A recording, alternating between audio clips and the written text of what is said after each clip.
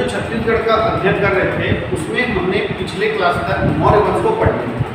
मौर्य वंश के बाद छत्तीसगढ़ में जिस वंश का शासन मिलता है वो है सातवाहन वंश। तो आज हम लोग सातवाहन वंश के बारे में समझेंगे।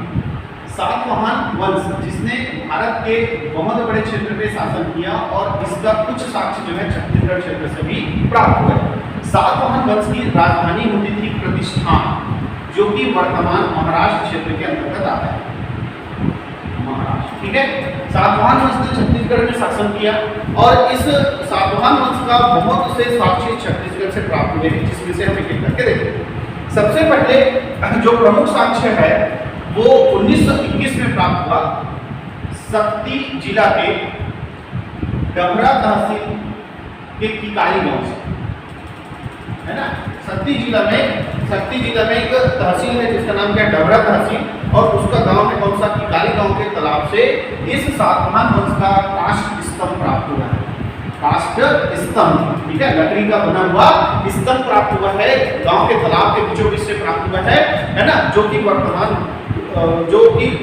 घासीदास संग्रहालय रायपुर में क्या है, संग्रहित है। क्लियर है।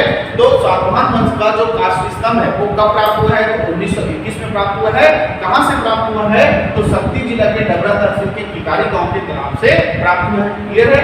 इस वंश का राजा था अपिला, राजा अपिला। इस राजा अपिला का मुद्रा प्राप्त हुआ है दो जगह से, छत्तीसगढ़ में दो जगह से इस राजा अपिला का मुद्रा प्राप्त हुआ है। एक है बालपुर और दूसरा है मल्हार।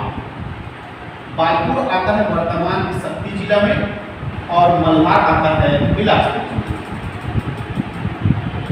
क्लियर है। इस वंश का एक राजा था कुमार वरदत्त सिंह। कुमार वरदत्त सिंह। इस कुमार वरदत्त सिंह के बारे में हमको जानकारी मिलता है गुंजी शिलालेख से।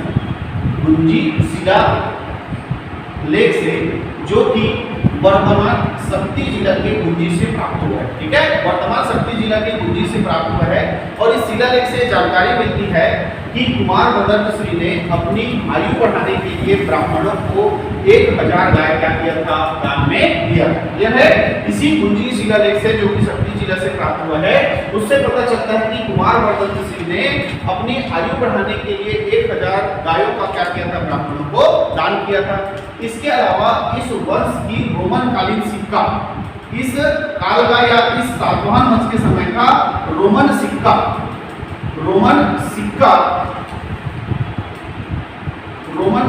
प्राप्त हुआ है चकरबेड़ा से। चकरबेड़ा जो कि कहाँ स्थित है, बिलासपुर। चकरबेड़ा कहाँ स्थित है, बिलासपुर। ठीक है।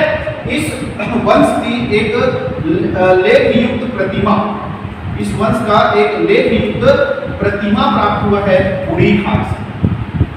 बुढ़ी खार से, जो कि कहाँ स्थित है, बिलासपुर जिला में स्थित।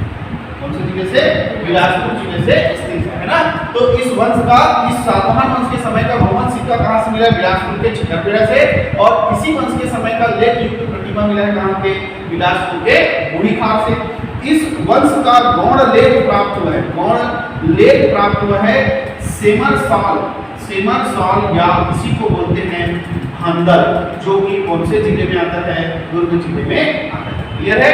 तो इस सातवाहन वंश समय का गौण लेख प्राप्त हुआ है आपका सेमर साल या भांदल, जो कि कौन से जिले में आता है, दुर्ग जिले में आता है। इसके अलावा इस सातवाहन वंश के समय का जितना भी तांबे का सिक्का मिला है वो आयताकार होता है। आयताकार तांबे का सिक्का मिला है जिसमें हाथी, स्त्री और नाग का चित्र बना हुआ है। स्त्री, हाथी और नाग का चित्र बना हुआ है, जो भी सातवाहन वंश के समय का क्या मिला है, आयताकार सिक्का मिला है। और हेनसॉन्ग की रचना है सी की, उसके अनुसार ये जानकारी मिलती है कि जब बौद्ध भिक्षु नागार्जुन छत्तीसगढ़ आए थे तो इन सातवाहन स्वरूप के शासकों ने छत्तीसगढ़ में उनके लिए 5 मंजिला संघाराम का क्या किया था, निर्माण किया था। तो सातवाहन वंश के बारे में हमको इतनी जानकारी छत्तीसगढ़ क्षेत्र से प्राप्त होती है। ठीक है। अब सातवाहन वंश के बाद छत्तीसगढ़ में शासन करने के लिए या शासन करने आए या शासन जिस वंश ने किया उसका जानकारी मिलता है किस वंश से, कुषाण वंश।